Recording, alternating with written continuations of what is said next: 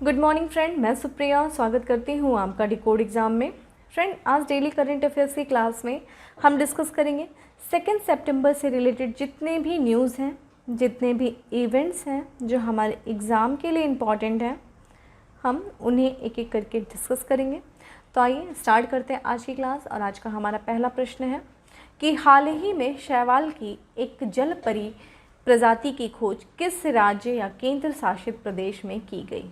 तो शैवाल की एक जल परी की प्रजाति है, किस राज्य या केंद्र शासित प्रदेश में इसकी खोज की गई, देख लेते हैं।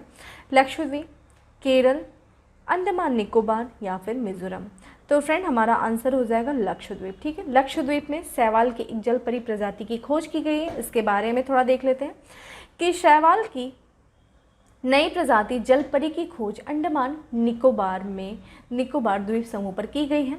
और इसको देखिए, वैज्ञानिकों के द्वारा, विशेषज्ञों के द्वारा इसका नाम क्या रखा गया, ये हमारे लिए इंपॉर्टेंट हो जाता है। तो इस प्रजाति का नाम एसिस्टाबुलरिया जल कन्या का रखा गया। ठीक है, एसिस्टाबुलरिया जल कन्या का, यानी कि जल की कन्या। ठीक है, जल परी। ठीक है, ये शैवाल की नई प्रजाति, ऐसे भी पूछ सकता है, ये आपको दे देगा कि एसिस्टाबुलरिया जल कन्या का क्या है। तो ये एक शैवाल की नई प्रजाति है। ठीक है, जलपरी है, जिसको अंडमान निकोबार द्वीप पर इसकी खोज की गई है। यह भारत में खोजी जाने वाली जीनस एसिस्टाबुलरिया की पहली प्रजाति है, इसीलिए इंपॉर्टेंट हो जाता है। फ्रेंड, एक चीज़ मैं आपको स्टार्टिंग में बता देना चाहती हूँ कि जब भी मैं करंट्स का अपना जो करंट अफेयर्स जो मैं आपसे डिस्कस करती हूँ, मेरा मेन टारगेट होता है कि मैं ऐसे आपके सामने जो है इंपॉर्टेंट जो न्यूज़ है लेके आऊँ जो आपकी जीएस सेगमेंट को भी टच कर रहा हो। जैसे कि आपने यही क्वेश्चन देखा, तो ये आपके जीएस में क्या जाएगा, एनवायरमेंट एंड इकोलॉजी। तो जब भी मैं आपको पढ़ाऊंगी फ्रेंड, आपको यही सोच के पढ़ाऊंगी कि मैं आपका साथ में साथ जीएस को भी टच कर रही हूँ। तो जब भी क्लास ओवर हो जाए फ्रेंड, और जब मैं आपको कुछ पॉइंट बता दूँ, जब क्लास इसी लेक्चर के दौरान मैं कुछ पॉइंट बताऊंगी, तो आप क्लास ओवर होने के बाद अपने जीएस सेगमेंट, जीएस की बुक उठाना, थोड़ा सा उसको पढ़ लेना, आपके वो टॉपिक बिल्कुल तैयार हो जाएगी। ठीक है, मेरा कहने का मतलब ये है फ्रेंड, हार्ड वर्क करो, लेकिन हार्ड वर्क को स्मार्टली करो। ठीक है, स्मार्टली वर्क करोगे तभी सिलेक्शन होगा, ये जान लो। ठीक है, कंपटीशन बहुत हाई है, तो स्मार्ट वर्क करना सीखो। ये मतलब मैं आपके सामने ये नहीं कि एक ही साथ बहुत सारे फैक्ट्स लेते आऊँ और पढ़ाती जा रही हूँ, मेरा ये कभी फोकस नहीं रहता है। मैं आप लोग के लिए मेहनत करती हूँ, यही सोच के करती हूँ कि मतलब ठीक है, सिलेक्शन आपका होगा, बहुत अच्छा लगेगा। और दूसरी चीज़ है कि ये चीज़ स्मार्टली वर्क करो, मैं इसी चीज़ पे जोर दे रही हूँ। ठीक है, तो ये एक तरीके से आपका देखा environment and ecology. Last class में हम लोगों ने देखा था, जैसे हमने मोपला विद्रोह के बारे में पढ़ा, तो आप हिस्ट्री उठाओ, बुक हिस्ट्री से उसके बारे में पढ़ लो। जैसे आपने जलियांवाला बाग के बारे में पढ़ा कि किस तरीके से जलियांवाला बाग के बारे में अभी उसका रिनोवेशन हुआ, प्रधानमंत्री के द्वारा किया गया, तो आप हिस्ट्री की बुक उठाओ, जलियांवाला बाग के बारे में पढ़ लो। एनवायरमेंट एंड इकोलॉजी से रिलेटेड जितनी भी चीज़ें मैंने बताई वो सारी थोड़ा थोड़ा पढ़ लो, आपका जीएस भी तैयार होता जाएगा और साथ ही साथ आपका करंट भी तैयार होता जाएगा। ठीक है, चलिए नेक्स्ट प्रश्न पे चलते हैं। नेक्स्ट है हमारा कि हिंद महासागर के तटवर्ती देशों को कोविड-19 संबंधी सहायता प्रदान करने हेतु भारत सरकार द्वारा कौन सा मिशन संचालित किया गया। ठीक है, ये देखिए, ये प्रश्न आपका इंटरनेशनल रिलेशन से हो गया। ठीक है, भारत सरकार का अन्य देशों के साथ किस तरीके से संबंध है, वो ये क्वेश्चन हमें बता रहा है। तो बताइए कौन सा है जो हिंद महासागर के तटवर्ती देशों को भारत सरकार के द्वारा जो कोविड-19 के दौरान जो सहायता प्रदान की गई थी, वो किस मिशन के तहत की गई थी, ये देख लेते हैं हम। मिशन सागर, मिशन शक्ति, मिशन राहत या फिर मिशन मैत्री। तो फ्रेंड, हमारा आंसर हो जाएगा मिशन सागर। ठीक है, मिशन सागर के तहत भारत सरकार के द्वारा हिंद महासागर के तटवर्ती देशों को कोविड-19 संबंधी जो भी सहायता प्रदान किया गया, वो मिशन सागर के तहत किया गया। इसके बारे में देख लेते हैं। इस मिशन की जो शुरुआत हुई थी वो वर्ष 2020 में हुई थी, जब पेंडेमिक स्टार्ट हुआ था फ्रेंड। ठीक है, उसी समय भारत सरकार के द्वारा मिशन सागर की शुरुआत की गई।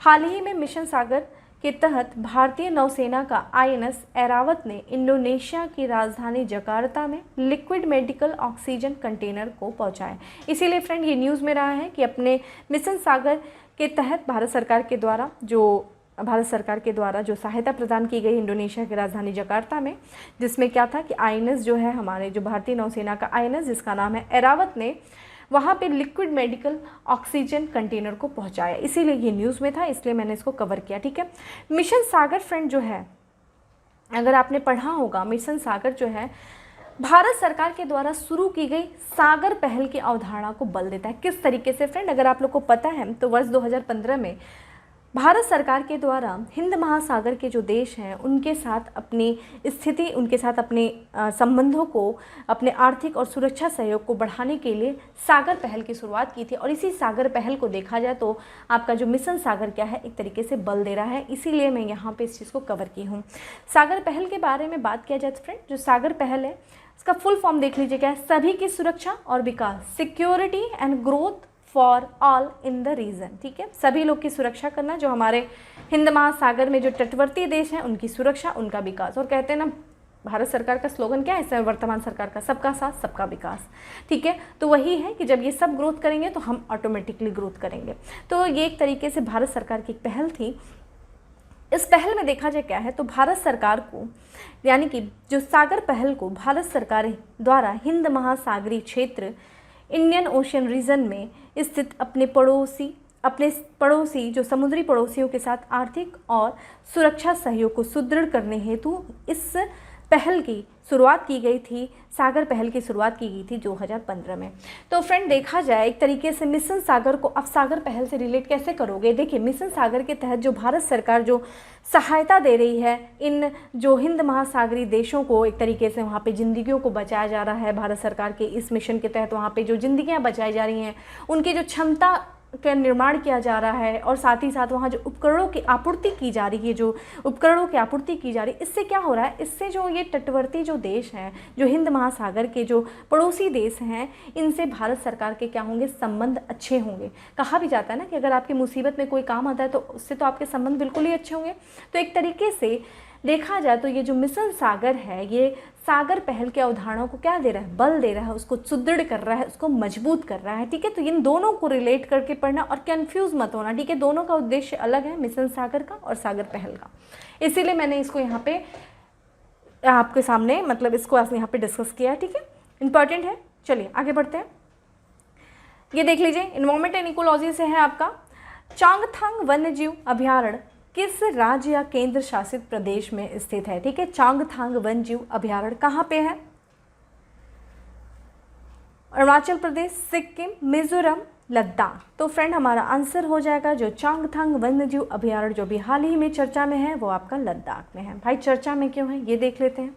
हाल ही में राष्ट्रीय वन्यजीव बोर्ड यानी कि national board of wild life ने चांगथांग वन्यजीव अभयारण्य क्षेत्र में सड़क के निर्माण को मंजूरी प्रदान की है। ठीक है, इसीलिए ये चर्चा में है। इस निर्माण योजना में अत्यधिक ऊंचाई पर स्थित विश्व प्रसिद्ध 2 मीठे पानी की जो झील है, मीठे जल की जो झील है, जिसका नाम है सो मोरी और आपका पेंगोंग तोशु। ठीक है, ये 2 झीलें शामिल हैं। ठीक है, तोसो मोरीरी और पेंगोंग तोशो, ये 2 झीलें भी शामिल हैं जो चांगफा वन्यजीव अभयारण्य के अंतर्गत जो सड़कें बनाई जा रही हैं, जो ये निर्माण कार्य जो योजना है उसमें ये 2 झीलें भी शामिल हैं। बात कर लेते हैं राष्ट्रीय वन्यजीव अभयारण्य के बारे में। काफ़ी ज़्यादा जो बोर्ड है, जो राष्ट्रीय वन्यजीव बोर्ड है, ये हमारे लिए बहुत इंपॉर्टेंट हो जाता है। इसके बारे में देखा जाए तो इसका गठन जो किया गया था वो वन्यजीव संरक्षण अधिनियम 1972 के तहत वर्ष 2003 में किया गया था। ठीक है, तो ध्यान रखिएगा, national board of wild life का जो स्थापना किया गया था 2003 में किया गया था। किस अधिनियम के तहत किया गया था, वन्यजीव संरक्षण अधिनियम 1972। ठीक है, और इस बैठक की यानी कि इस बोर्ड की जो अध्यक्षता करते हैं वो प्रधानमंत्री के द्वारा इस बोर्ड की अध्यक्षता की जाती है। तो एक तरीके से देखा जाए जो राष्ट्रीय वन्यजीव बोर्ड है वो एक तरीके से क्या हो गया, एक सांविधिक संगठन हो गया। क्यों हो गया भाई, क्योंकि इसका जो निर्माण कार्य किया गया था, जो इसका गठन किया गया था वो किस अधिनियम के तहत किया गया था, वन्यजीव संरक्षण अधिनियम 1972 के किया जाता। इसका कार्य क्या होता है फ्रेंड, ये एक तरीके से जो ये संगठन है वो देश में वन्य जीवों के संरक्षण हेतु नीतियां बनाता है। ठीक है, तथा एक तरीके से फ्रेंड ये सलाहकारी निकाय भी है। ठीक है, ये केंद्र सरकार को, ठीक है, केंद्र सरकार को सलाह देता है किससे संबंधित, ये जो वन्य जीवों के जो संरक्षण संबंधित जो है इन सब मामलों से संबंधित केंद्र सरकार को सलाह भी देने का कार्य कौन करता है, राष्ट्रीय वन्य जीव बोर्ड। ठीक है, एक तरीके से सलाहकारी निकाय है। ठीक है, तो ये हमारे लिए इसलिए यहाँ पे इम्पॉर्टेंट हो जाता है। देखिए यहाँ पे एक प्रश्न इस तरीके से बन सकता है कि जो राष्ट्रीय उद्यान हो गए, जो आपके अभ्यारण्य हो गए, उनके आसपास परियोजनाओं को स्वीकृति देने का कार्य कौन करता है फ्रेंड? वो राष्ट्रीय वन्य जीव बोर्ड करता है। इसीलिए इम्पॉर्टेंट हो जाता है, क्योंकि जितने भी आपके वन्य जीव संबंधी मामलों की ये समीक्षा की जाती है इसके द्वारा, और साथ ही साथ जितने भी आपके राष्ट्रीय उद्यान हो गए, अभ्यारण्य हो गए, या जो उनके आसपास की जो परियोजनाएं होगी उसको स्वीकृति देने का कार्य जो करता है वो कौन सा करता है? आपका राष्ट्रीय वन्यजीव बोर्ड करता है। इस तरह देखा जाए ये सर्वोच्च निकाय के रूप में कार्य करता है, जिसकी अध्यक्षता कौन कर रहा है? आपके प्रधानमंत्री करते हैं। ठीक है, इसलिए इंपॉर्टेंट हो जाता है, तो ये ध्यान रखिएगा। एक तो आपका राष्ट्रीय वन्यजीव बोर्ड इंपॉर्टेंट हो गया, और आपका ये इंपॉर्टेंट हो गया जो फैक्ट्स हो गया, चांगथांग वन्यजीव अभ्यारण्य, ये आपके लिए फैक्ट्स हो गया। चलिए नेक्स्ट क्वेश्चन पे चलते हैं। टोक्यो पैरालंपिक में स्वर्ण पदक जीतने वाले सुमित अंतिल किस खेल से संबंधित है? ठीक है, टोक्यो पैरालंपिक चल रहा है फ्रेंड। चाहती तो मैं एक साथ सारे मतलब ये भी बहुत सारे विनर्स हुए हैं, बहुत हमें गर्वान्वित महसूस हो रहा है इनके द्वारा, लगातार भारत को गर्व महसूस हो रहा है। तो मैं क्या कर रही हूँ कि आपको सामने एक एक क्वेश्चंस को एक एक दो दो करके पढ़े ला रही हूँ, ताकि एक साथ लाऊंगी तो आप ही बोर होगे, इसलिए मैं एक एक दो दो पे ही डिस्कस कर रही हूँ। तो देख लेते हैं आज में क्या है। तो जो स्वर्ण पदक जीतने वाले जो सुमित अंतिल हैं वो किस खेल से संबंधित हैं? जेवलिन थ्रो से, शूटिंग से, ऊंची कूद से, या फिर बैडमिंटन से? तो फ्रेंड हमारा आंसर हो जाएगा जेवलिन थ्रो से संबंधित है सुमित अंतिल, जिन्होंने टोक्यो पैरालंपिक में स्वर्ण पदक जीता। देख लेते हैं इनके बारे में। टोक्यो पैरालंपिक में सुमित अंतिल ने जेवलिन थ्रो में स्वर्ण पदक जीता। उन्होंने विश्व रिकॉर्ड बनाते हुए 68.55 मीटर का थ्रो फेंका था। ठीक है, विश्व रिकॉर्ड इन्होंने बनाया है। ठीक है, कितना मीटर का थ्रो इन्होंने फेंका? 68.55 मीटर का। चलिए नेक्स्ट प्रश्न है हमारा, बहुत इंपॉर्टेंट प्रश्न है। Global DeFi adoption index 2021। ठीक है, डेफी क्या हो गया? Decentralised finance. ठीक है, ये आपका एडॉप्शन इंडेक्स में भारत का स्थान क्या है ये देख लेते हैं।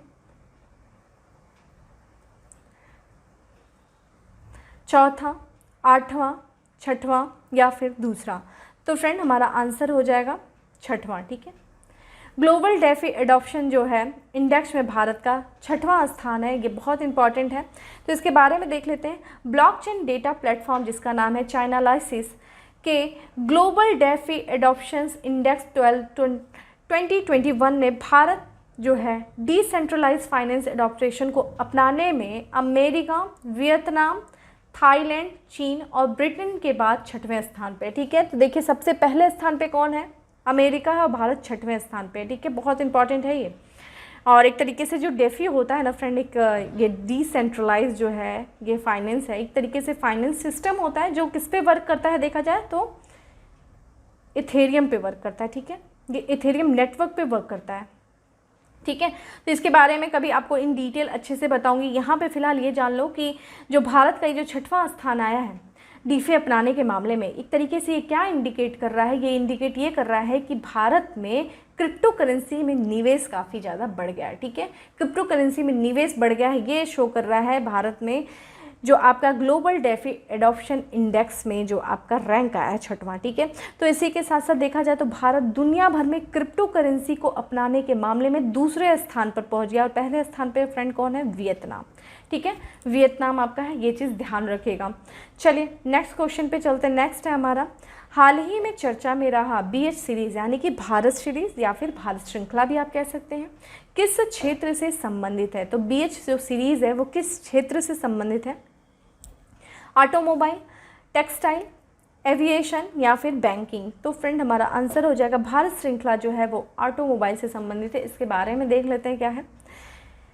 सड़क परिवहन और रोजगार मंत्रालय ने भारत श्रृंखला BH सीरीज नामक नए वाहनों के लिए एक नया पंजीकरण चिन्ह प्रस्तुत किया। ठीक है, ये नया पंजीकरण, इसके बारे में आपको डिटेल बताती हूँ कि क्या है। पहली बात तो ये देख लो कि जो भारत सीरीज़ है वो मार्क वाले वाहनों को एक नए पंजीकरण चिन्ह के असाइनमेंट की आवश्यकता नहीं होगी जब वाहन का मालिक एक राज्य से दूसरे राज्य को हस्तांतरित हो जाता है। ठीक है, मतलब ये हो गया फ्रेंड। जो पहली बात तो ये देख लो, जो इसकी शुरुआत की गई थी, किसकी, जो ये श्रृंखला की जो शुरुआत की गई है भारत श्रृंखला, किसके द्वारा, किस मंत्रालय के द्वारा की गई? पहली बात तो सड़क परिवहन और राजमार्ग मंत्रालय के द्वारा किया गया है।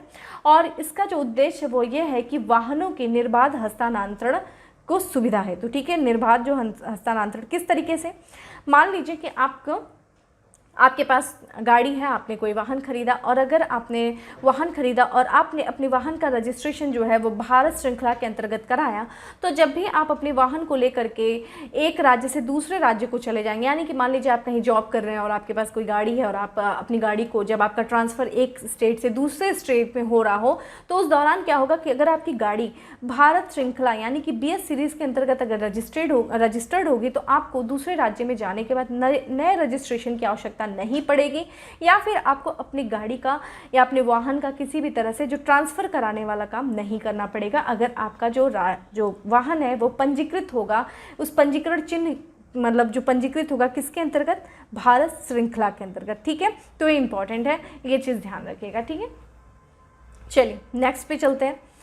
ग्वारेक्स भारत का पहला कृषि क्षेत्रीय सूचकांक किसके द्वारा लॉन्च किया गया, ग्वारेक्स। ठीक है, ग्वार एक्सचेंज, ग्वार फ्रेंड होता है, एक फली होता है, फल के मतलब एक तरीके से देखा जाए तो ये सब्जियों में आता है, इसको पशु आहार भी होता है, पशुओं भी खाते हैं, मानव आहार भी होता है, मनुष्य भी खाते हैं देखा जाए तो इसको, तो ग्वारेक्स होता है, इसमें देखा जाए तो सीड्स होते हैं, इससे गम निकाला जाता है। तो ग्वारेक्स जो है यानी कि ग्वार एक्सचेंज जो भारत का पहला कृषि क्षेत्रीय सूचकांक है, किसके द्वारा लॉन्च किया गया, देख लेते हैं किसके द्वारा, यानी कि नेशनल स्टॉक एक्सचेंज के द्वारा, बॉम्बे स्टॉक एक्सचेंज के द्वारा, national Commodity and derivative exchange के द्वारा, या फिर मद्रास स्टॉक एक्सचेंज के द्वारा। तो फ्रेंड हमारा आंसर हो जाएगा NCDEX के द्वारा, यानी कि national Commodity and derivative exchange के द्वारा, डेरिवेटिव एक्सचेंज के द्वारा आपका ग्वारेक्स जो है लॉन्च किया गया, जो भारत का पहला कृषि क्षेत्रीय सूचकांक है। चलिए इसके बारे में देख लेते हैं क्या है।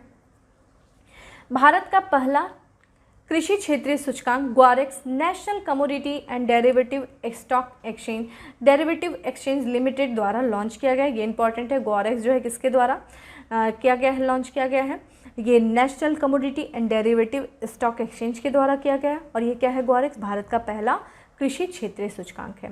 ग्वारेक्स जो होगा एक मूल्य आधारित क्षेत्रीय सूचकांक होगा।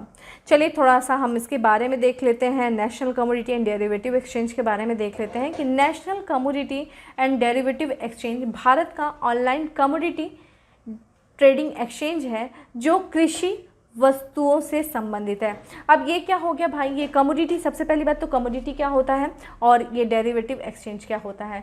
तो फ्रेंड कमोडिटी फ्रेंड क्या होता है, कमोडिटी वो चीज़ होती है जो रोज़मर्रा की ज़रूरतें जो होती हैं, जैसे कि आप मान लीजिए कि जैसे जो रोज़मर्रा की ज़रूरतों के लिए जैसे कोई वस्तु है जो कमोडिटी है, जैसे कि अनाज हो गए, मसाले हो गए, सोने हो गए, ये क्या हो गए आपकी कमोडिटी हो गई, क्योंकि ये रोज़मर्रा की वस्तु है, इनको तो आप खरीदते ही।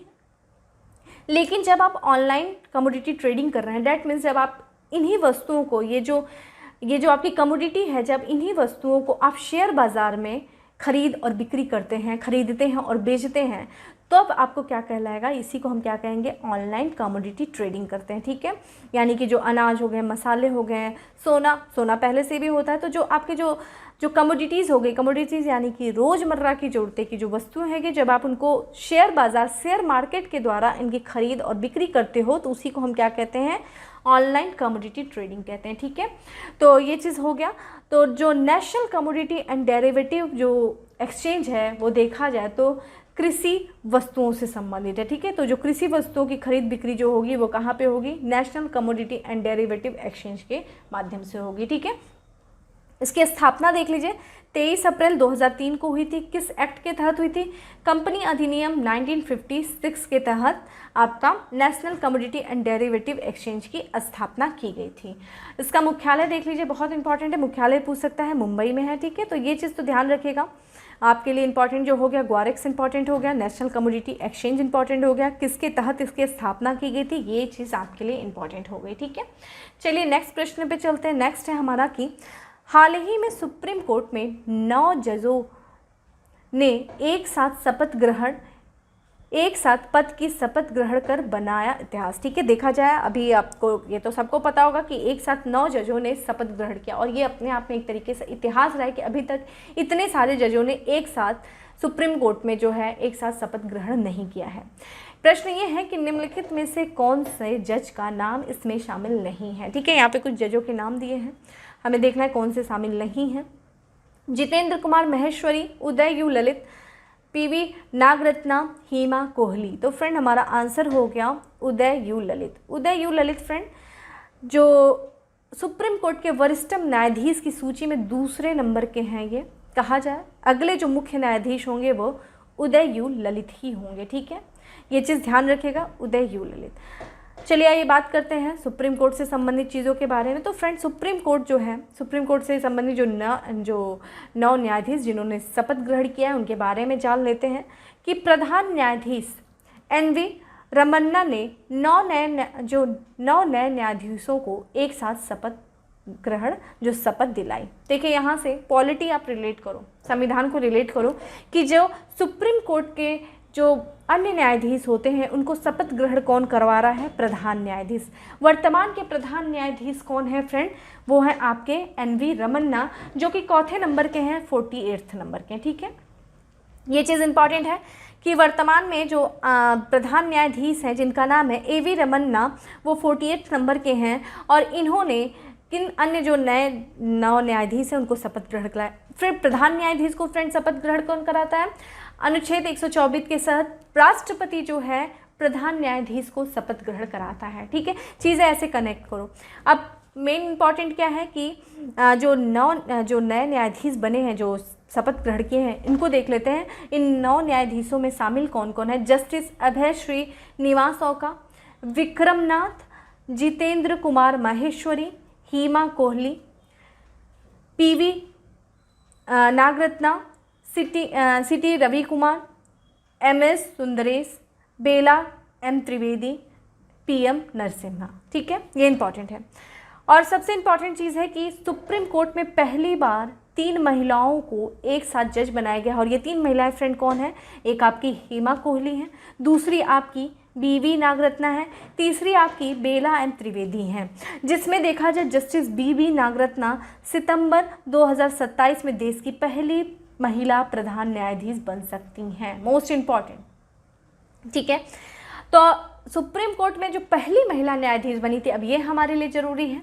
तो 26 जनवरी 1950 में सुप्रीम कोर्ट के अस्तित्व में आने के बाद जो पहली महिला जो न्यायाधीश बनी थी सुप्रीम कोर्ट में 1989 में बनी थी, जिनका नाम है जस्टिस M फातिमा बीवी, ठीक है। यहाँ से आपके लिए फैक्ट्स है। पहली बात तो सुप्रीम कोर्ट अस्तित्व में जो आया, सुप्रीम कोर्ट की जो स्थापना की गई थी फ्रेंड, स्थापित हुआ था वो 26 जनवरी 1950 में हुआ था और इसका उद्घाटन जो हुआ था वो 28 जनवरी 1950 को हुआ था। ये दोनों डेट आपको पता होनी चाहिए, प्रश्न डायरेक्ट यहाँ से बनता है, स्थापना उद्घाटन सुप्रीम कोर्ट का, ठीक है।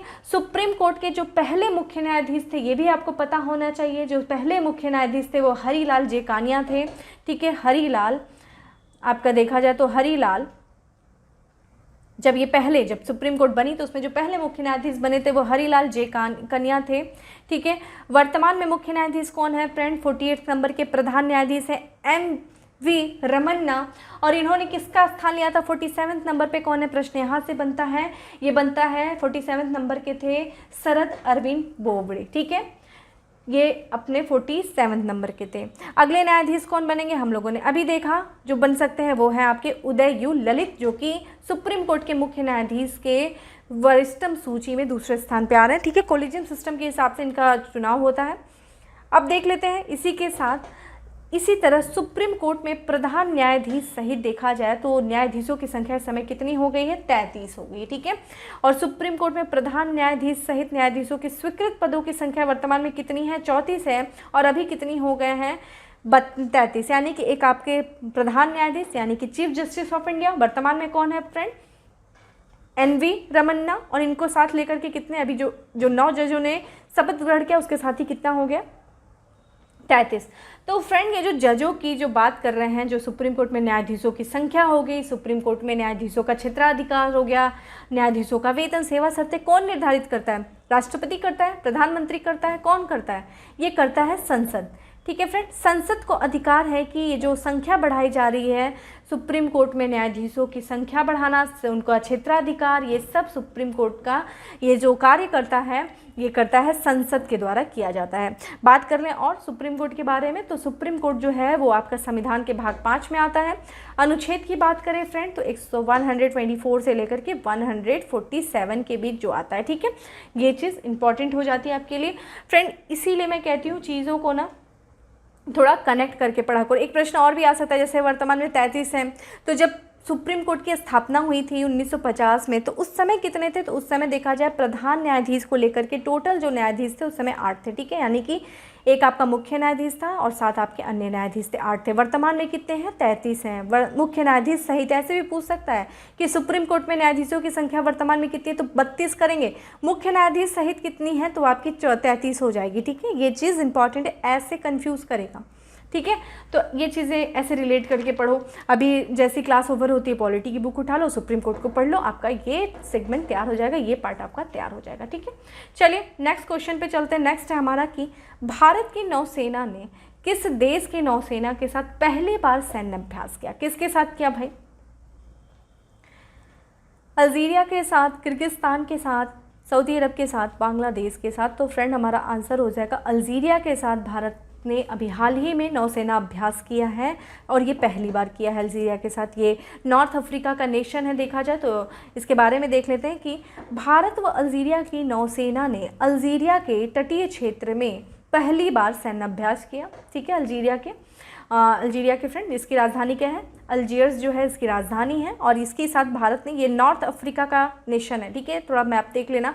आप लोग की बहुत डिमांड है कि मैं मैप के भी साथ मैप भी लेके आऊँ। मैं बिल्कुल नेक्स्ट क्लास में मैं पूरी जहाँ मैपिंग का होगा मैं आपके सामने मैप लेके आऊँगी और आपको मैपिंग कराऊँगी, ठीक है। मैं पक्का करूँगी इस चीज़ को। अभी के लिए मुझे माफ़ करिएगा, ठीक है। अल्जीरिया नॉर्थ अफ्रीकन कंट्री है, राजधानी अल्जीयर्स है। और ये जो अभ्यास में भारत की तरफ से जो INS, जो नौसेना की जो था INS, किसने भाग लिया? तबर ने लिया।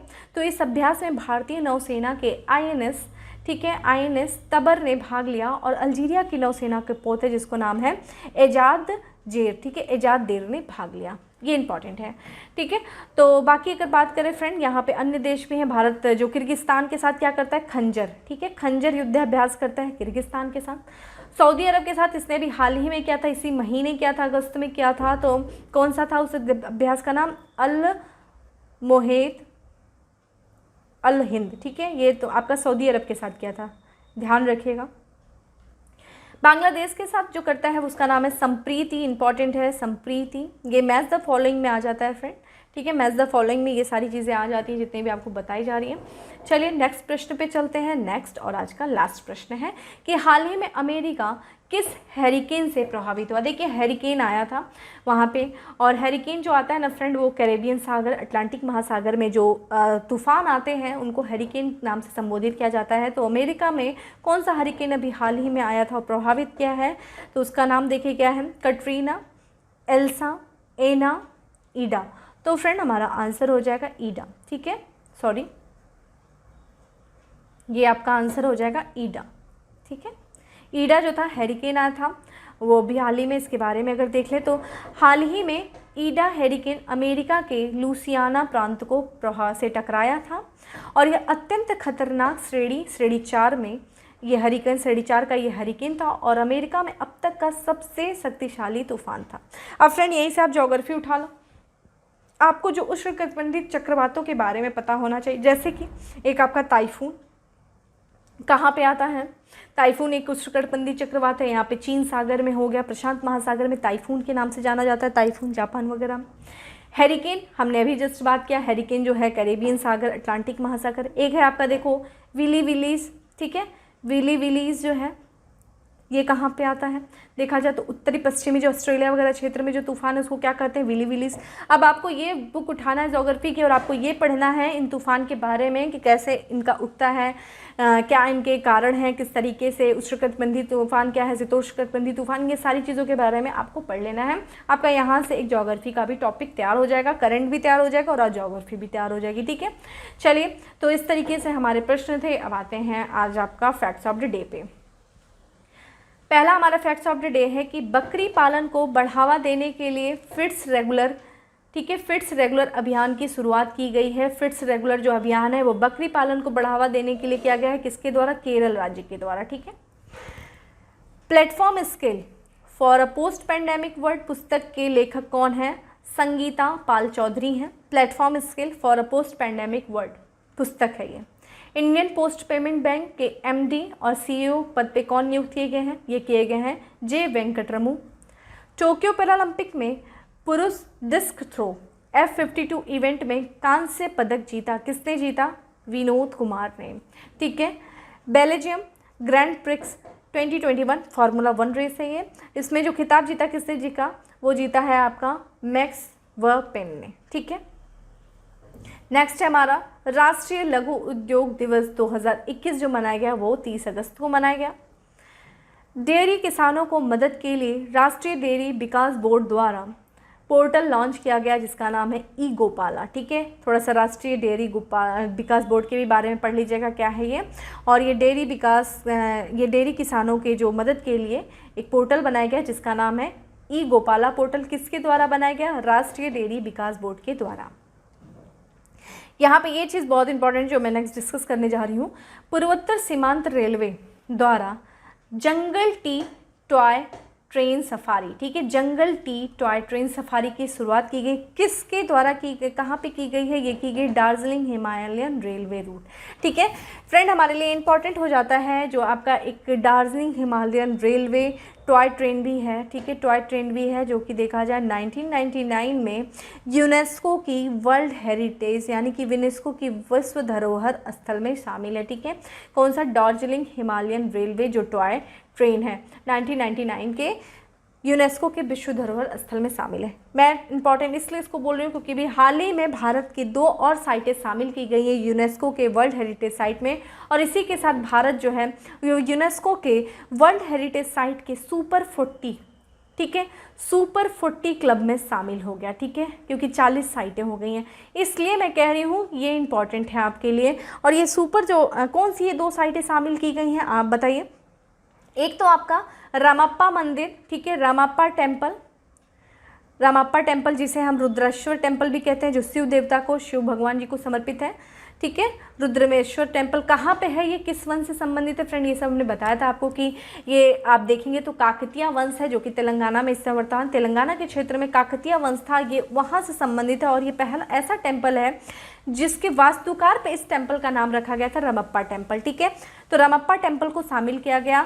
और याद रखिएगा फ्रेंड ये काकतीय वंश वही है जिस वंश से ये संबंधित टेम्पल है जिसको अभी हाल ही में आपका यूनेस्को के वर्ल्ड हेरिटेज साइट में शामिल किया गया 39वां साइट से। हम ये काकतीय वंश वही है जिसपे देखा जाए खिलजी वंश का सेनापति अलाउद्दीन खिलजी का सेनापति मलिक काफूर ने आक्रमण किया था और यहाँ से कोहिनूर हीरा लेके गया था। ठीक है। तो इसलिए रिलेट करिए चीज़ों को। एक तो आपका वर्ल्ड हेरिटेज साइट हो गया, कौन सा हो गया? रामप्पा टेम्पल हो गया, आर्ट एंड कल्चर। अब इसको रिलेट करिए आप वहाँ पे कि काकतीय टेम्पल से क्या क्या इंपॉर्टेंट है आपका? सबसे कोहिनूर हीरा हो गया, मलिक काफूर ने अलाउद्दीन खिलजी के समय में आक्रमण किया था, ये चीज़ इंपॉर्टेंट। दूसरा साइट्स क्या हो गया आपका?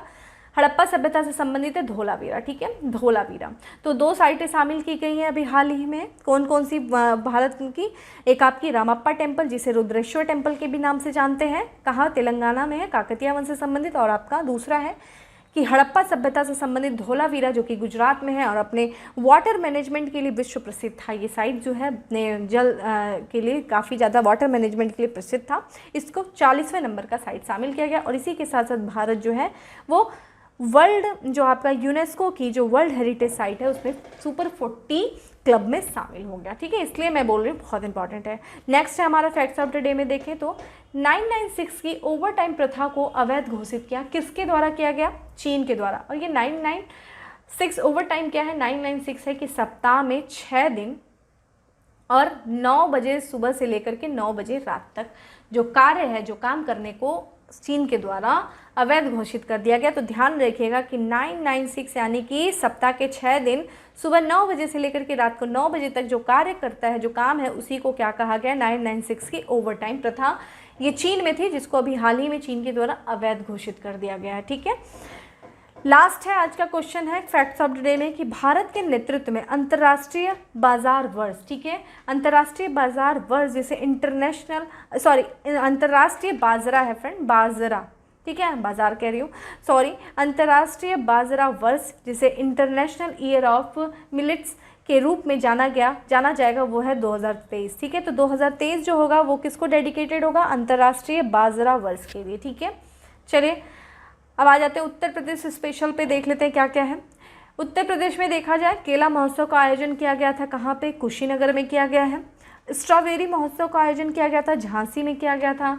इसी तरह फ्रेंड देखा जाए काला नमक काला नमक चावल महोत्सव कहाँ पे किया गया था? ये सिद्धार्थनगर में किया गया था, ये भी बताया था।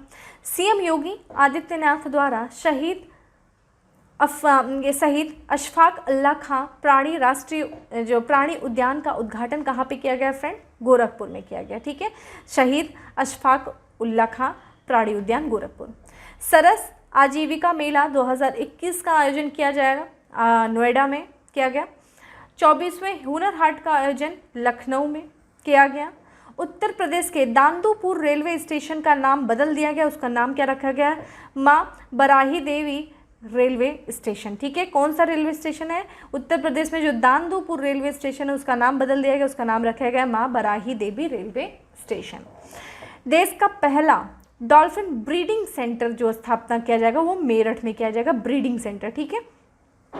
तो फ्रेंड इस तरीके से था हमारा फैक्ट्स ऑफ द डे, और साथ कर हमने आज का अपना जितने भी करंट इंपॉर्टेंट्स थे हमने उसको सारा डिस्कस किया। मैंने आपको बताने की भी कोशिश की, चीज़ों को रिलेट करने की कोशिश किया, और मेरी आपसे यही रिक्वेस्ट है कि स्मार्टली वर्क करो। जो भी चीज़ बताई जा रही उसको अपने जो भी मैंने जैसे बताया कि मैंने आपको बताया कि जैसे आपने ज्योग्राफी से आपको क्या पढ़ना है थोड़ा सा भी पढ़ लेना टाइम निकाल करके, आपका वो चीज़ वो क्लियर हो जाएगा।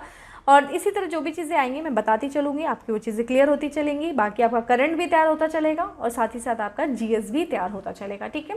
तो फ्रेंड कमेंट करके जरूर बताइएगा सेशन कैसा लगा, और जिन लोगों की थोड़ा सा ये डिमांड है कि हाँ थोड़ा मैं मैप वगैरह लेके आऊँ, पिक्चर्स वगैरह लगाऊँ, वो भी मैं करूँगी, जल्दी करूँगी उन सारी चीज़ों को एक साथ। बस आप लोग अपना सपोर्ट बनाए रखो, लाइक करना नहीं भूलो, क्योंकि आप अगर जितना ज़्यादा लाइक करोगे फ्रेंड मेरे लिए उतना ही ज़्यादा मोटिवेशन होगा वो, और उतना ही मैं मोटिवेट जितना रहूँगी आपके के लिए और अच्छे से अच्छी चीज़ें प्रेजेंट करने की कोशिश करूँगी। तो फिर मिलते हैं नेक्स्ट सेशन में, तब तक के लिए bye, have a good day, stay safe and stay happy.